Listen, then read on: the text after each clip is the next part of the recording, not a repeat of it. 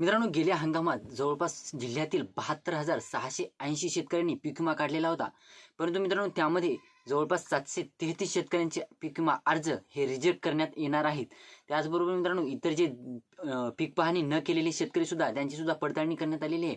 तर याच्यामध्ये 2,989 शेतकरी हे सुद्धा ई पीक पाहणी केलेले आढळून आलेले नाहीत. त्यामुळे यांना सुद्धा या पीक विमा योजनेमधून किंवा या पीक विम्यापासून वंचित राहण्याची शक्यता आहे.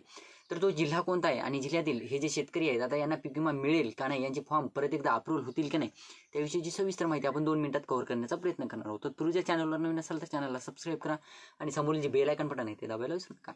तर नमस्कार मित्रांनो, मी राजसूर्य स्वागत आहे कृषी मॅन यूट्यूब चॅनलमध्ये. मित्रांनो, एकंदरीत आपण ज्या जिल्ह्याविषयी माहिती घेणार आहोत तो जिल्हा म्हणजे जळगाव जिल्हा. जळगाव जिल्ह्यातील ज्या शेतकऱ्यांनी केळी पिकासाठी पीक विमे काढलेले होते, जवळपास 72,680 शेतकऱ्यांनी जे पीक विमा काढलेला होता त्याच्यापैकी जवळपास 733 शेतकरी हे बोगस पीक विमा काढणारे आढळून आलेले आहेत. त्यातच मित्रांनो अजून पडताळणी सुरूच आहे. त्यामध्ये जवळपास 2,989 शेतकरी हे ई पीक पाहणी न केलेले आहेत. त्यामुळे त्यांना सुद्धा आता पीक विमा मिळणार याची शक्यता कमी झालेली आहे.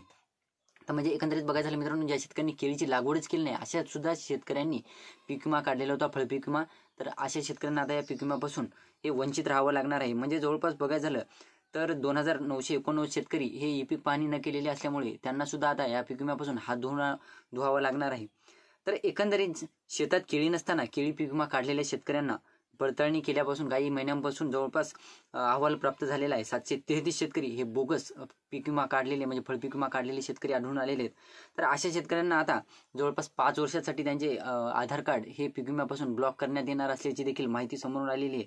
आणि एकंदरीत ज्या शेतकऱ्यांनी ई पीक पाहणी केलेली नाही फळपीक विम्याची, त्या शेतकऱ्यांना सुद्धा केळी पिकाची ज्यांनी ई पीक पाहणी केलेली नाही त्यांना सुद्धा आता जवळपास या वर्षीचा पीक म्हणजे गेल्या वर्षी जे पीक विमा काढलेला होता तर त्यांना ज्या रकमा वितरित व्हायला पाहिजे होत्या त्या सुद्धा त्यांना वितरित होणार नाहीत अशी देखील माहिती समोर आलेली आहे. तुम्ही देखील जळगाव जिल्ह्यातून असाल आणि तुम्हाला देखील फळपीक विमा प्रतीक्षेत असाल फळपीक विम्याच्या, ते देखील कमेंट करून सांगायला विसरू नका. व्हिडिओ आवडला असेल तर लाईक करा, चॅनलला सबस्क्राईब करा आणि जास्तीत जास्त शेतकऱ्यांपर्यंत पोहोचवण्याचा प्रयत्न करा. धन्यवाद.